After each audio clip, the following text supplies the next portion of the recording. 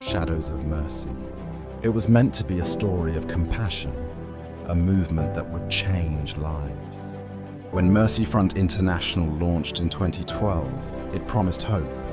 The NGO's mission was simple: deliver aid, build schools, and rebuild lives across disaster zones from Haiti to South Sudan. Their images flooded social media, smiling children in donated uniforms, water wells being inaugurated, and volunteers waving the organization's blue flag of mercy.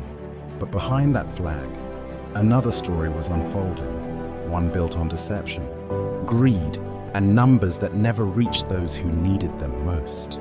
In 2021, an internal email landed in the inbox of Dr. Lillian Cross, a senior auditor at the International Forensic Oversight Council, IFOC, the global body responsible for monitoring non-profit accountability. The message was unsigned. It contained a single sentence: MercyFront's field schools don't exist. Check the satellite data.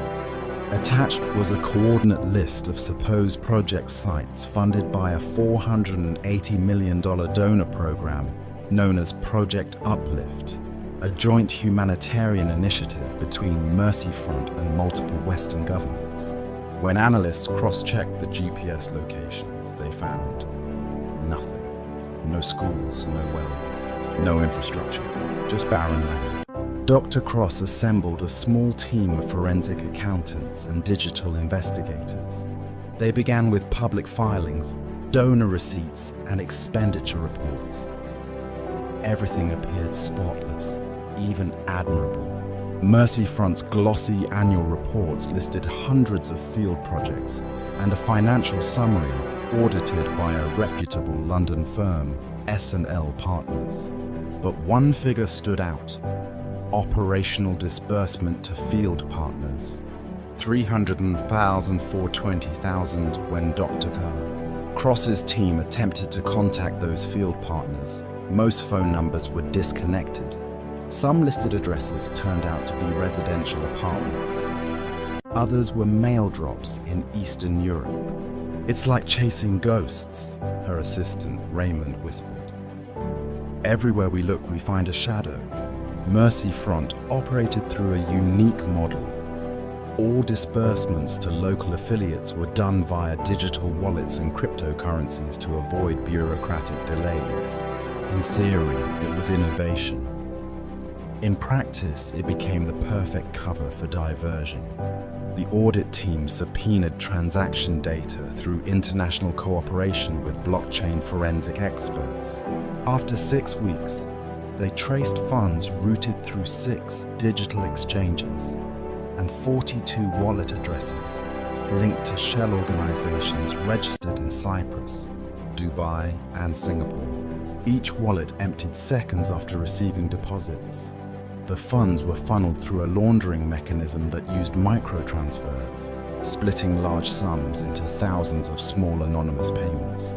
The final destination: a private family trust based in the Cayman Islands under the name the Redwood Foundation. The beneficiary: Henry Calvert, MercyFront's founder and global director. Calvert was a media darling, articulate, photogenic, and philanthropic. He spoke at global summits, shaking hands with presidents and tech billionaires who donated millions to MercyFront's transparent aid model. But when investigators analyzed his expense claims, the transparency faded. $1.8 million for logistical support in Haiti, $3.2 million for field mobilization in Yemen. Yet no corresponding flight logs, no warehouse rentals, no field staff payrolls existed. It was as if the charity's largest operations existed only on paper. Then came the biggest discovery: a database labeled DonorSync Portal, where global donors could track their projects in real time through images and progress reports. The images were generated, AI composites blending old humanitarian photos with fake metadata. The live progress updates were fabricated from old GPS coordinates. MercyFront had created a digital illusion of charity. a cinematic production to keep donors satisfied while funds were siphoned elsewhere. Amid the chaos, a voice emerged. Asha Mbaye, a logistics officer who once worked for MercyFront's West Africa hub. In a recorded deposition, she revealed how the fraud was orchestrated. The projects we reported never existed. The photos were staged. We hired locals to pose for field shots, then packed up and left. Our job wasn't to build, it was to make it look like we built. Asha described Operation Mirrorlight, an internal code for replicating fake reports across multiple donor regions. Each report was assigned a fabricated project ID, budget allocation, and completion certificate. Once the funds cleared, the local branch accounts were closed, leaving no trace. She also revealed that questioning the process came with a price. One coordinator disappeared in Sierra Leone. Another's car was burned. After that, no one asked questions. Cross's forensic team uncovered that MercyFront was more than an NGO. It was a financial network disguised as one. At the top sat Calvert and his finance director, Dr. Armand Rice, a former banker specializing in structured finance. Under them, a matrix of 200 partner organizations operated, most of them shells incorporated in low-tax jurisdictions. Funds flowed from donor agencies in the US, UK, and EU through legitimate banks, then into regional NGOs, and finally to offshore accounts. A multi-layered money laundering operation was disguised under humanitarian goodwill. In one internal email recovered from Race's laptop, he wrote, "The beauty of aid is that it's emotionally untraceable. People give, they don't question." As the forensic audit gained traction, Calvert's legal team moved aggressively. He publicly denounced the investigation as politically motivated. Leaked emails showed his lobbyists pressuring donor governments to halt the audit, claiming it would jeopardize ongoing relief missions. But when the IFOC obtained court authorization to access MercyFront's private cloud server, the illusion collapsed. They found encrypted ledgers detailing every fraudulent transaction, including password-protected folders named Mirrorlight, EchoFlow, and RZDops.